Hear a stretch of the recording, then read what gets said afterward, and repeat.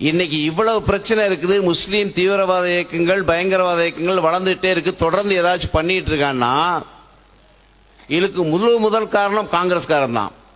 இன்னைக்கு ஒன்றும் தெரியாம நினைப்பான். அந்த திமுக தீக்காரனோட மோசமான ஆள். மகாத்மா காந்தி என்ன சொன்னாரு?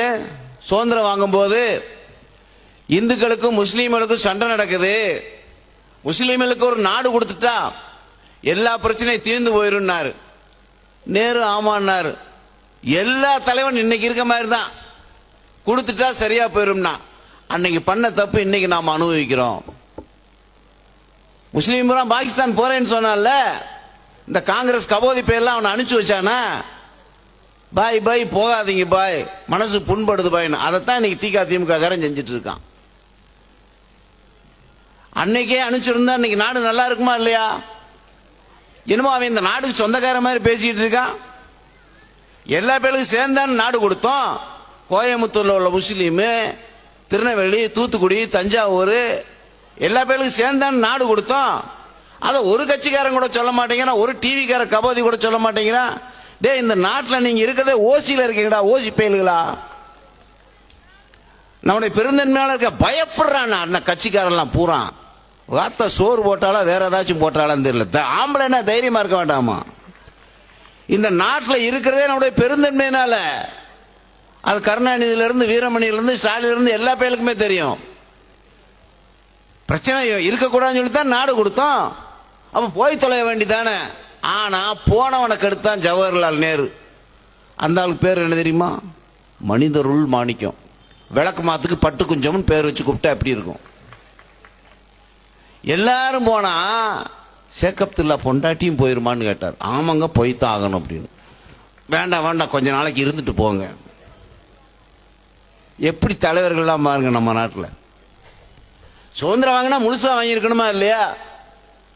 அரை உரையா சுதந்திரம் வாங்கிட்டான். பார்த்தான் பாயெல்லாம், ஆஹா எழுச்சா பயலுக்கு நிறைய பேர் இருக்க ஊர் இந்த ஊர், இங்கேயே நம்ம பொழப்ப ஓட்டிக்கலாம் அப்படின்னு. 1920 மகாத்மா காந்தி ஒத்துழைமை இயக்கம்னு ஒன்று கொண்டு வந்தார். எல்லாரும் போய் கேட்டான் காந்திட்ட, அப்படின்னா என்ன ஏன்னு கேட்டான். அதாவது வெள்ளைக்காரனுக்கு நம்ம ஒத்துழைப்பு கொடுக்கக்கூடாது, வெள்ளைக்காரன் இந்த நாட்டை விட்டு வெளியேறணும் அப்படின்னு. அப்படியா, புரட்சி எல்லா பக்கம் பண்ணலாமா? பண்ணலாம். கேரளாவில் முஸ்லீம் எல்லாம் சூப்பர் முஸ்லீம், அவெல்லாம் 5 மாசத்துல காத்த பெத்ததாக்கும். சூப்பர் முஸ்லீம் அவன் என்ன தெரியுமா பண்ணா? எவனோ துருக்கியில கமால் பாச்சான்னு ஒருத்தர் இருந்தானாமா, அவனை துரத்தி விட்டு வேற ஒருத்தன் ஆட்சிக்கு வந்துட்டானாமா. ஆட்சிக்கு உட்கார வச்சது யாரு? பிரிட்டிஷ்கார வெள்ளக்கார கிறிஸ்தவன். அவனை வெளியேற்றணும் சொல்லி முஸ்லீம் எல்லாம் போராட்டம் பண்றான். அதுக்கு நம்ம இந்துக்களை கூப்பிடுறான் போராட்டத்துக்கு வாங்கன்னு. நம்மளுக்கு ஒன்றும் புரியல. ஏண்டா துருக்கியில எங்கேயோ இருக்கிற நாட்டில் எவனோ போராட்டம் பண்றதுக்கு நாங்க ஏண்டா ஆதரவு? இல்ல இல்ல, காந்தி சொல்லியிருக்காரு ஒத்துழைமை இயக்கத்தில் எல்லாரும் சேர்ந்து பாடுபடணும். அப்ப என்ன சொன்னா, நம்ம எல்லாம் கேரளா இருக்க இந்துக்கள்லாம் நாங்க இந்த நாட்டுக்கு தான் பாடுபடுவோம், ஓன நாட்டுக்கு விடுதலைக்கு பாடுபடுறதில்லைன்னு சொன்ன உடனேயும் அங்க உள்ள இந்துக்கள் எல்லாம் வெட்டினா, கொலை பண்ணா, கற்பழிச்சா. இப்ப நம்ம ஊர்ல நடந்தது 1920. வெளியே ரொம்ப நாள் போக வேண்டாம், நீங்க சேர சோழ பாண்டியர் காலத்துக்கு போக வேண்டாம், கற்கால காலத்துக்கு போக வேண்டாம், நம்ம ஊர்ல நடந்தது. அதுக்கு பேர் என்ன தெரியுமா வச்சா? மாப்பிளா கலவரம். பக்கத்துல இருந்து நம்ம படிச்சு அறிவு வேண்டாமா? நம்ம பத்திரிக்காரனுக்கு தெரியாதா, டிவிக்காரனுக்கு தெரியாதா வரலாறு எத்தனை பேர் செத்தான்னு? என்னமோ அவன் பூரா புனித மாதிரியும் அவன் அன்பு மதன்ற மாதிரி முதல்ல சொன்ன மாதிரி சொன்னாங்கல்ல இல்லையா? அப்புறம் ஒரு ஆள் சொல்றான், நீங்க இப்படிலாம் பேசுனீங்கன்னா மனசு புண்படுங்க அப்படின்னு. திமுக ரொம்ப வருத்தப்படுறான். மெடிக்கல் ஸ்டோர் போ, நல்ல ஆயிலை வாங்கு, நல்ல ஆயின்மெண்ட்டை வாங்கு, மேல இருந்து கீழே வரைக்கும் நீவு, வலி போயிடுச்சா பாருன்னு கேளு, இல்லை திரும்ப சொல்லி பலவடி தேய். புண்பட்ட மனசுக்கு மருந்து போட்டு ஆத்து. உண்மையிலே நம்ம தான் புண் போட்டிருக்கோம். அந்த நாட்டை கொடுத்துட்டு, இடத்த கொடுத்துட்டு இல்லையா? இவங்களெல்லாம் சேர்ந்தா நாடு கொடுத்தோம் இல்லைன்னு சொல்லுங்க. இங்க உள்ள முஸ்லீம்களுக்கு அத்தனை பேருக்கு சேர்ந்தான நாடு கொடுத்தோம். போகாம இங்கே இருக்க அவனை அனுப்புற வேலையை பார்க்கணுமா இல்லையா கட்சிக்காரன் எல்லாம்? அங்க நம்ம இந்துக்கள் நிலைமை எப்படி இருக்குது? அதே போல 1942 சுதந்திரம் ஒண்ணு அவன் நம்ம என்னமோ அண்ணன் தம்பி பாக பிரிவினை சொல்ற மாதிரி இருக்கு. காங்கிரஸ்கார கபோதிகள்லாம் ஏமாத்து வேலை, ரத்தம் சிந்தி வேர்வை சிந்தி ரத்தம் ஆறா ஓடிச்சு. அதை பார்த்துதான் காந்தி நேரு எல்லாம் பயந்து போய் இப்ப எப்படி போலீஸ் பாயை பார்த்து பயந்து போயிருக்காம பாருங்க, ஜெயிலில் சௌரியம் பண்ணி கொடுக்குறேன் பாய், நீங்க ஒன்றும் சொல்லிடாதீங்க பாய் அப்படின்னு. ஜெயிலில் எல்லா சௌரியம் பண்ணி கொடுத்துருக்கானுங்க. என்ன அந்த பொம்பளை ஜெயில இருந்து கொஞ்சம் பொம்பளை கொண்டு இங்க விடல, பாக்கி எல்லா வேலையும் நல்லா பண்ணியிருக்கானுங்க. அவனை சுதந்திர போராட்ட தியாகியா? ஒரு கட்சிக்காரன் அதை பத்தி பேச மாட்டேங்கிறான். அவன் நாட்டுக்கு போராடி போனவனா? அவனை வாவு சிதம்பரனார், காமராஜர் மாதிரி, முத்துராமலிங்க தேவர் நாட்டுக்கு அவனி போனவனா? உள்ள பூரா தேச துரோகி பயிலுங்க. அதுல அந்த ஜெயிலர் சொல்ற அறிவிட்ட மடப்பைய வெளிநாட்டு சிறை மாதிரி நான் வசதி பண்ணி கொடுக்கலான்ற. வெளிநாட்டில் என்ன தெரியுமா பண்ணுவான் அந்த அதிகாரி சொல்ல, வெளிநாட்டில எல்லாம் அந்த சிறை வந்து நல்லா இருக்காமா, அது மாதிரி இவர் பண்ணணும்னாராமா, இந்த சிலை குப்பாங்கிறார். வெளிநாட்டில் எப்படி தெரியுமா, ஒருத்தன் வீட்டுக்கு போகும்போது வெளியில் ஆம்பளை செருப்பு இருந்துச்சுன்னு வைங்க, போயிட்டு 2 நாள் கழிச்சுவான். இந்த அதிகாரி வீட்டில் வாசலில் செருப்பு இருந்தால் 2 நாள் கழிச்சு வருவார் அவரு. நம்ம நாட்டை பத்தி பேசுறா, வெளிநாட்டில் சௌரியம் பண்ணி கொடுக்குறானாமா. வெளிநாட்டில் யாருக்கு சௌரியம் பண்ணி கொடுக்குறான்? ஆக இவனுங்கெல்லாம் திட்டம் போட்டு வேலை செய்யறானுங்க. நம்ம எதுக்கு சொல்றேன்னா, அன்னைக்கே அனுப்பிச்சிருந்தா நாடு நல்லா இருந்திருக்கும். இந்த போலீஸுக்கு இவ்வளவு பிரச்சனை இருக்காது, ஆளை போட வேண்டிய பந்தோபஸ்து போல நம்ம நாடா இருந்திருக்கும். ஆக 42ல ஜின்னா சொல்றான் நேரடி நடவடிக்கை, டைரக்ட் ஆக்ஷன். அப்படின்னா என்னன்னு கேட்கிறாங்க காந்தி நேர்லாம் போய், எங்களுக்கு சுதந்திரம் கொடுக்கலைன்னால், முஸ்லீம்களுக்கு தனியா நாடு கொடுக்கலைன்னு சொன்னால் ரத்த ஆறு ஓடுங்கிறான். ஒரு தலைவர்னாலையும் ஒரு பத்திரிகைனாலையும் எவனாலையும் தடுக்க முடியல. கல்கத்தால 4000 பேரை பட்டப்பகல வெட்டி கொண்டான். யாரு கேட்கறதுக்கு இருக்கா? வரலாறு தெரியுமா நம்ம ஆளுக்கு? இந்த டிவிக்கு பத்திரிகைக்காரனுக்கு வரலாறு தெரியுமா? எத்தனை பேரை வெட்டி கொண்டான்னு என்னமோ ரொம்ப நல்ல மாதிரி அவனுக்கு வாழ்த்து சொல்லிட்டு இருக்கான். முதல்ல பேசும்போது சொன்னாரா இல்லையா, நபிநாயகம் பிறந்தா வாழ்த்து, இயேசுநாதர் பிறந்தா வாழ்த்து. இதெல்லாம் எச்சி பொழப்படைக்கிற வயலுங்க, மாமா பெல்கன்னு சொல்லுவோமா இல்லையா, அந்த மாதிரி பொழைச்சிட்டு இருக்கான். எப்படியாவது ஓட்டுக்கு வரணும், ஓட்டு எப்படியாச்சும் வாங்கி ஜெயிக்கணும். இந்த கருணாசன் மிந்தானத்தை ஒருத்தன் பேசியிருக்கான், கட்சிக்காரன் பேச பயப்படுறான். பாத்தீங்களா நீங்க? ஸ்டாலின் அடக்கி வாசிக்கிறாரு, வைக்க முழுங்கி வாசிக்கிறார், ஒருத்தர் பருத்து வாசிக்கிறான், ஒருத்தர் உருண்டு வாசிக்கிறான். ஏன்னு கேட்டா, இப்படி பேசினா அந்த ஜாதி ஓட்டு போயிருமோ, அப்படி பேசினா இந்த ஜாதி ஓட்டு போயிருமோ, தூக்கு போட்டு சாக வேண்டியதானே. நீ நாட்டில் எதுக்கு இருக்கிற? உண்மையை உறக்க சொல்லணுமா இல்லையா? பேசும்போதெல்லாம் நல்லா தான் பேசுவான். ஆக முஸ்லீம்கள் 42ல பயங்கர கலவரம் கல்கட்டாவில். இதெல்லாம் பார்த்துட்டு தான் என்ன முடிவு பண்ணா, இனிமே சேர்ந்து வாழ முடியாது.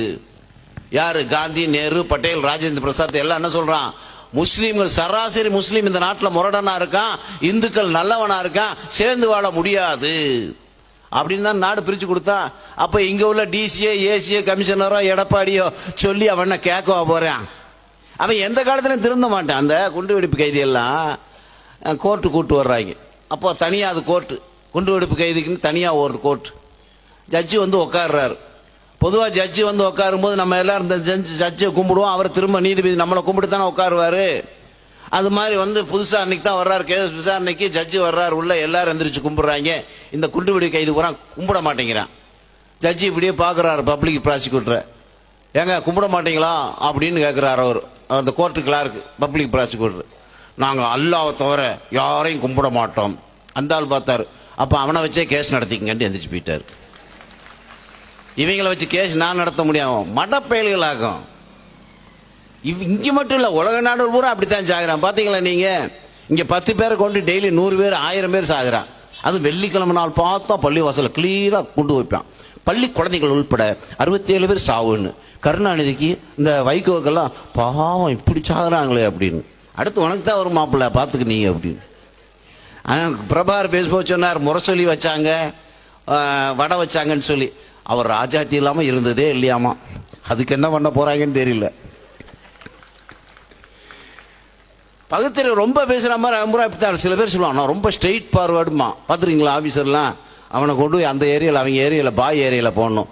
எப்படி இருந்தனா இப்படி ஆகிட்டேன்னு பழையபடி வேற ஊருக்கு வருவார். உண்மையை பேசணுமா இல்லை? இவெல்லாம் அந்த நாட்டில் நம்மளுடைய ஓசியில் இருக்கிறானுங்க பாயெல்லாம். சொல்றதுக்கு ஆள் கிடையாது. சொன்னா அவன் நல்லா கேட்டுக்கிருவான். ஆனா அவனுக்கு அன்னைக்கு எப்படி காங்கிரஸ்காரன் மடத்தனமா இருந்தானோ அதே மாதிரி இருந்தோம். அன்னைக்கு காந்தி சொன்னார், என்ன சொன்னார்? இந்து முஸ்லீம் பாயி பாயி அப்படின்னா என்னன்னு கேட்டான். நீ நானும் ஒண்ணு, என் வாயில பண்ணு, ஓ வாயில மண்ணு, காந்தி நல்லா தின்னுன்னா. காந்தி சொல்லியே கேட்கல, நம்ம டிசி ஏசி சொல்லியா கேட்க போற? ஒற்றுமையா இந்து முஸ்லீம் பாயி பாயி, பாயாவது தலகாணியாவது. அவன் தான், நம்ம தான். நீ யாரு? நானா இருக்கிறேன்.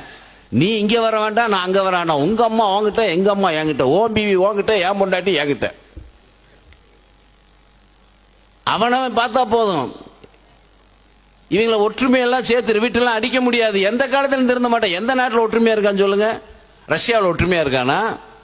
ஆப்கானிஸ்தானத்தில் ஒற்றுமையா இருக்கானா? ஈரான்ல இருக்கானா? ஈராக்ல இருக்கானா? அவன் நல்ல ஆளுதான். மதம் மோசமான மதம். நம்ம மதம் நல்ல மதம். இதுல தான் கருணாநிதி, வீரமணி, வைகோ மாதிரி ஆள் மோசமான ஆள் இருக்கான். எந்த காலத்திலும் சேர முடியாதுங்க. அது எத்தனை அதிகாரி வந்தாலும் சரி, எத்தனை தலைவன் வந்தாலும் சரி, இந்த ஒற்றுமைங்கிறது கொண்டு வர முடியாது. உலக நாடு பூரா போய் பாருங்க நீங்க. அவை நாட்டிலே சொந்த சகோதரனே அஞ்சு நேரம் தொழுகை பண்றான்ல பாகிஸ்தான்ல. இவனும் தொழுகை பண்றான், அவனும் தொழுகை பண்றான். பள்ளிவாசல இவன் கொண்டு வைக்கிறான், மச்சான் அவன் கொண்டு வைக்கிறான். என்னன்னு கேட்டா, இவர் சன்னி முஸ்லீம்ங்க, அவர் பன்னி முஸ்லீம்ங்க, நாங்க மாத்தி மாத்தி வச்சுக்கிறோம். நல்லா வச்சுக்க. தேசபக்திங்கிறது கிடையாது. அதனாலதான் அந்த நாட்டில் இருக்கிறது இல்ல. புரியுதுங்களா? அவன் எந்த நாட்டுக்கும் விசுவாசமா இருக்க மாட்டான். இலங்கையில இருந்தாலும் மெக்கா மதீனால தான் விசுவாசமா இருப்பான். பாகிஸ்தான்ல இருந்தாலும் மெக்கா மதீனால விசுவாசம். இந்தியாவில் இருந்தாலும் மெக்கா மதீனால விசுவாசம். ஒரே ஒரு சின்ன உதாரணம் சொல்றேன் பாருங்க. இந்த விஸ்வரூபம்னு ஒரு படம் வந்துச்சு. அதுல முஸ்லீம் எல்லாம் கேவலப்படுத்துறான்னு சொல்லி படத்தை போட்டு பார்க்கணும்னா, அவர் தயாரிப்பாளர்லாம் எல்லாம் சேர்ந்து கலமகலாஸ் எல்லாம் சென்சார் போர்டில் காமிச்சாச்சுப்பா, நீ எதுக்குப்பா பார்க்குற அப்படின்னா, இல்லை நாங்கள் பார்த்தா தான் விடுவோன்னே ஜெயலலிதா அம்மாவில் அந்த எல்லாரும் படத்தை பாருண்ணா. ஒரு தடவை இடம் கொடுத்தோம் பார்த்தீங்களா, அடுத்த தடவை என்ன நடந்துச்சு தெரியுமா? விஜயோட படம் வருது. விஜய் படத்தை வெளியிட மாட்டோம் அப்படின்னு. என்னையா பிரச்சனை, போட்டு பார்க்கணும் அப்படிங்கிறான். ரொம்ப கலவரமே ஆகிப்போச்சு. விஜயோட துப்பாக்கி வெளியே வராது, வந்தால் பார்க்கலாமா, துப்பாக்கி எப்போ வெளியேறும்னா, அவன் துப்பாக்கியை கரெக்டாக மெயின்டைன் பண்ணுங்கடா. எதுக்குள்ள அடுத்த துப்பாக்கி பற்றி நம்ம பேசணும்? தயாரிப்பாளர் பேசுறது இல்லை, விஜயும் பேசுறது இல்லை. இப்படியே அவன் பழகிட்டான். உடனே அந்த படத்தை போட்டு காமிக்கிறானா இல்லையா? அந்த படத்தை போட்டு காமிச்சு இவர் சர்டிஃபிகேட் கொடுக்கணும். ஆக அந்த காலத்துல இருந்து 1920 இருந்து இது நடந்துட்டே தான் இருக்கு. வருங்காலத்தில் நாம முழிச்சு கொள்ளணும்.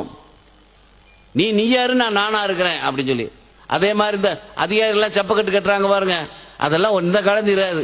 இங்க லோக்கல் பிரச்சனை இருக்குதோ இல்லையோ, அயோத்தியில டிசம்பர் 6னா இங்க டவுசர் அவுத்து போடுற ஆடுறான். அப்புறம் நம்மெல்லாம் அமைதியா இருக்கணும், இந்துக்களும் முஸ்லீம்களும் ஒற்றுமையா இருக்கணும், அண்ணன் தம்பியா இருக்கணும். எப்படியா இருக்க முடியும்? இந்த பிரச்சனை எந்த கலெக்டரும் தீர்க்க முடியாது, எந்த கமிஷனரும் தீர்க்க முடியாது. டிசம்பர் 6 அவன் ஆர்ப்பாட்டம் பண்ணத்தான் செய்வான், நம்மளும் பண்ணுவோம். நமக்கு ஒரே வழி, நம்ம இந்தியக்கு வளரணும். எங்கேயும் எல்லா இடத்துலையும் காவி கொடி தான் இருக்கணும். அதுதான் அவனுக்கு மருந்து. நாம மெஜாரிட்டி ஆயிட்டா சரியா போயிடுவான். இந்துக்கள் மெஜாரிட்டியா இருக்கிற இடத்துல 1-2 முஸ்லீம் இருப்பான், இருக்கடமே தெரியாது. பார்த்துருக்கீங்களா? ஆனா 10 பேருக்கு 15 பேரா சேர்ந்துட்டான்னா அந்த ஏரியா அவன்கிட்ட கொடுத்து நம்ம வெளியே போயிடணும். நம்முடைய லட்சியம் என்ன தெரியுமா? எல்லா இடத்துலையும் காவி கொடி பறக்கணும். இவங்க இடம் அவங்க இடம் அப்படின்னு சொல்றதுக்கே இடம் இருக்கக்கூடாது. அந்த வகையில் நம்ம இயக்கத்தை வளர்த்தணும். எல்லா பக்கமும் காவிமயமா இருக்கணும். அதற்காக பாடுபட வேண்டும் என்று கேட்டுக்கொண்டு விடைபெறுகின்றேன். நன்றி, வணக்கம். பாரத் மாதா கி.